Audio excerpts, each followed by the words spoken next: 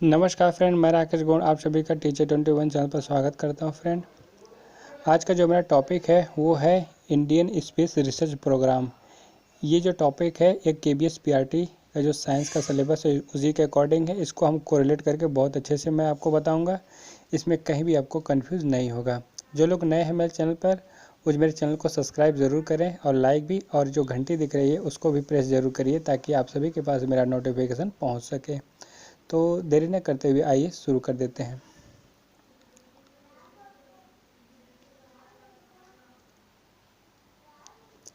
सबसे पहले ये समझते हैं कि जो इंडियन स्पेस रिसर्च जो प्रोग्राम था इसकी एक समिति बनाई गई थी। उस समिति का जो गठन हुआ था 1962 में हुआ था।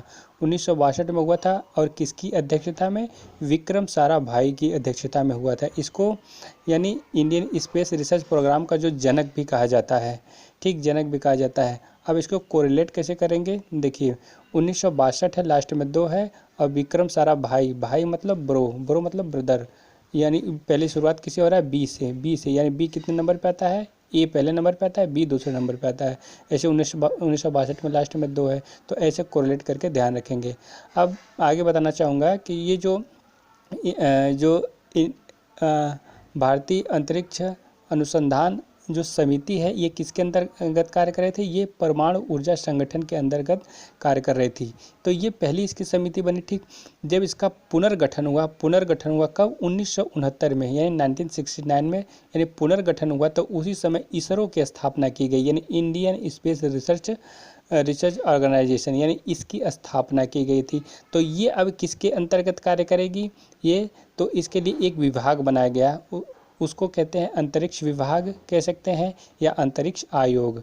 अब देखिए, अंतरिक्ष विभाग कहूँ या आयोग बात एक ही है, लेकिन मैं एक बार आयोग कह रहा हूँ, एक विभाग, तो 2 बार कह रहा हूँ ना। तो 1972 लास्ट में 2 आ रहा है, ऐसे कोरिलेट करेंगे। और जो इसरो को कोरिलेट करना है तो 1969 में लास्ट में 9 आ रहा है, 9। ठीक, 9।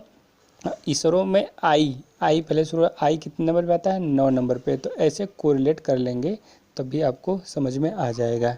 तो आइए अब समझते हैं कि कौन कौन सा उपग्रह पहले लॉन्च हुआ था। विश्व के अकॉर्डिंग देखें तो 4 अक्टूबर 1957 में सबसे पहला जो सोवियत संघ रूस द्वारा पहला उपग्रह स्थापित किया गया था, उसका नाम था स्पुतनिक फर्स्ट, ये पहला था। और फिर जब दूसरा 3 नवंबर 1957 में स्पुतनिक सेकंड को अंतरिक्ष में स्थापित किया गया था, इस उपग्रह को। और इसी उपग्रह में एक कुत्ता लेके गए थे लोग, तो उस कुत्ता का नाम था लाइका, याद रखिएगा। अब कुत्ता है तो कुत्ते को 2 कान होता है, तो स्पुतनिक भी 2 है, स्पुतनिक सेकंड है ये। ठीक, तो ऐसे कोरिलेट करके आप याद रख सकते हैं। फिर 1958 में एक स्कोर नाम का जो है सैटेलाइट यानी उपग्रह अंतरिक्ष में लेके जाया गया, यानी स्थापित किया गया। अब देखिए, नाम है स्कोर, ये किस लिए था? ये संचार से संबंधित था। अब कैसे कोरिलेट करेंगे? देखिए, नाम है स्कोर, यानी कभी भी आप क्रिकेट देखते हैं तो इंडिया का 15 रन बना, 20 रन, 25 बना, यानी जो स्कोर देखते हैं, तो ये क्या है? ये संचार से ही संबंधित है ना। तो यानी 1958 से कोरिलेट करेंगे। अब स्कोर में लास्ट में र है, इंग्लिश में कहेंगे तो आर है। आर कितने नंबर पे आता है? 18 में 1 और 8 होता है। ठीक, लास्ट में 8 आ रहा है। 1958 में भी 8 आ रहा है, तो ऐसे आप कोरिलेट कर लेंगे। आइए अब आगे चलते हैं। देखिए, जो 1961 में एक था वोस्टक फर्स्ट, 1961 में वोस्टक फर्स्ट था, ये अंतरिक्ष यान था। इसी के द्वारा यूरिन गागरिन थे वो अंतरिक्ष में गए थे और पृथ्वी का परिक्रमा किए थे। अब कैसे कोरिलेट करेंगे? अब देखिए, ये वोस्टक फर्स्ट है और ये भी 1961 है, लास्ट में 1 है, और वोस्टक में भी 1 है, ऐसे याद कर लेंगे। और नाम है यूरिन गागरिन। अब देखिए, गर्मी में सब लोग पहले क्या होता था, गगरी में पानी रखते थे घर में, गगरी में तो सब एक ही गगरी में रखते थे। तो यूरिन गागरिन, यानी 61 में भी 1, वोस्टक में भी 1, और यूरिन गागरिन है, घर में गगरी भी रखना है 1, ऐसे याद कर लेंगे। हम किसी की तौहीन नहीं कर रहे हैं, और क्योंकि हम सबको याद करना है इसलिए इस पर व्यंग बना रहे हैं। ठीक, इसको आप मतलब गलत धारणा में मत लीजिएगा। आइए आप नेक्स्ट पे चलते हैं। नेक्स्ट जो है वो देखिए 1963 में अब वोस्टॉक 6 जो अंतरिक्ष यान था, इसके द्वारा वेलेंटिना तेस्कोवा ये पहली महिला थी जो अंतरिक्ष में गई थी। यानी किससे? वोस्टॉक 6 थे। कब? 1963 में। अब 63 में लास्ट में 3 है देखिए, और वोस्टॉक क्या है? 6 है, वोस्टॉक 6 है। तो ऐसे याद कर लेंगे, 3 का दूना कितना होता है? 6। ऐसे कोरिलेट करेंगे।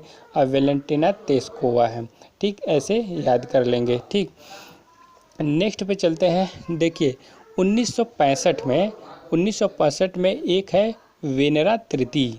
अब ये वेनरा तृतीय जो यान था, अंतरिक्ष यान था, ये कहाँ उतरा था? ये उतरा था शुक्र पे। शुक्र ग्रह जो है ना, जो शुक्र ग्रह है उस पे उतरा था। कौन? वेनरा तृतीय। अब देखिए कब? 1965 में। लास्ट में 5 है। और किस पे उतरा था 1965 में? शुक्र ग्रह पे। आप कभी भी दिन काउंट करते हैं तो कहाँ से काउंट करते हैं? कहते हैं सोमवार, मंगलवार, बुधवार, बृहस्पतिवार, शुक्रवार।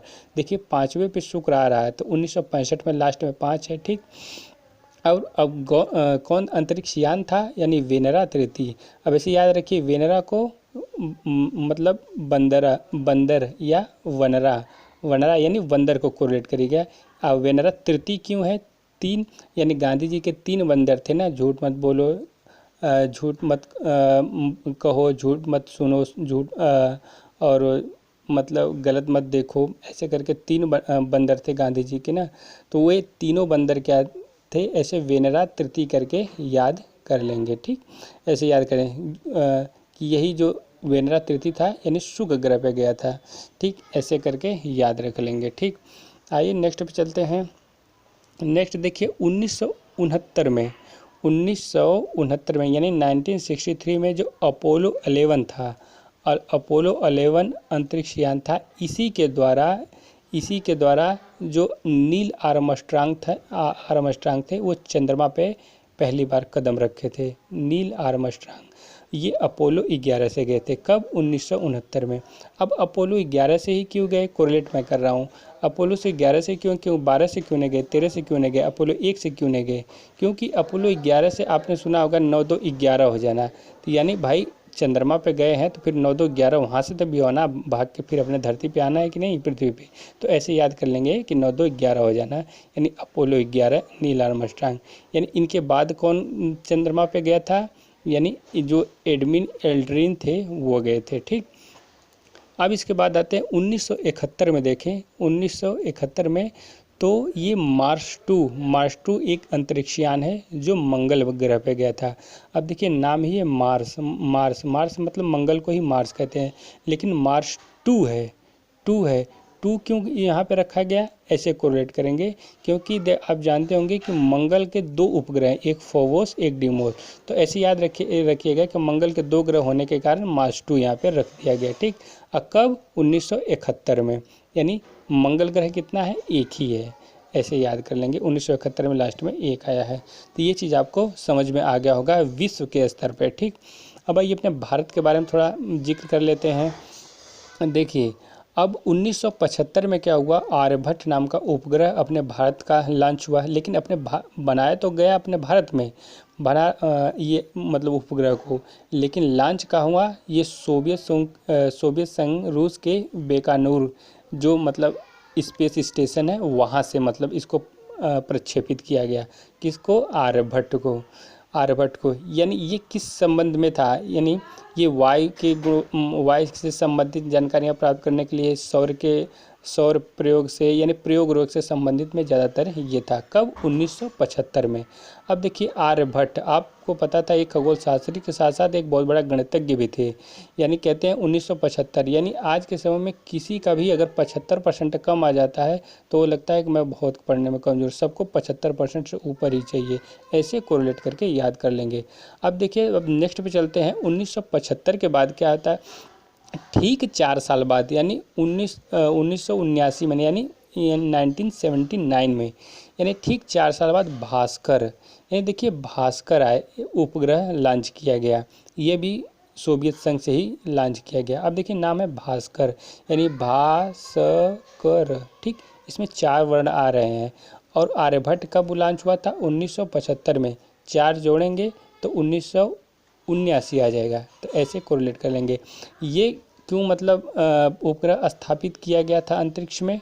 इसका सबसे बड़ा काम था, ये जल विज्ञान से संबंधित जितने भी घटनाएं होंगी ये इसलिए इसके संबंध में लॉन्च किया गया था। फिर इसके 2 ही साल बाद, यानी जब 2 साल करेंगे तो 1981 आ जाएगा। 2 ही साल बाद भास्कर द्वितीय को लॉन्च किया गया। लेकिन उसकी सबसे बड़ी क्या गुणवत्ता थी? ये भी सोवियत संघ रूस से ही किया गया था, लेकिन इसकी सबसे बड़ी गुणवत्ता क्या थी?